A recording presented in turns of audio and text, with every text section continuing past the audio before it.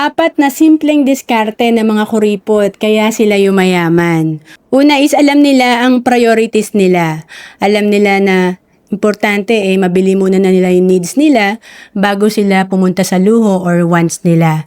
Kasi madalas nahihiya tayong tawaging kuripot kasi iniisip natin parang KJ tayo. Pero ang totoong kuripot, wise lang talaga sa paggastos at alam niya yung priorities niya.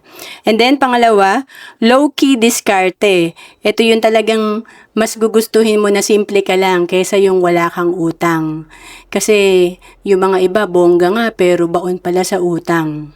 And pangatlo, hindi sila nagpapadala sa social media flexing. Ito yung iniiwasan nila yung money trap na cycle. Kasi kapag tayo ay talagang nabaon sa utang, talagang mai-stress tayo.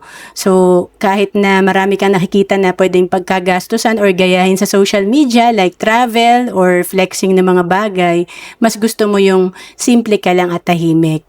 And then, pang-apat, investment for future. Ito yung mas priority mo makabuild ng asset, makapag-ipon, magkaroon ng investment, kesa ang lumalaki sa'yo ay utang or liabilities. And to know more about savings and investment, message mo lang ako sa Facebook, Roan Celis Capistrano, or email me at roan.capistrano@gmail.com.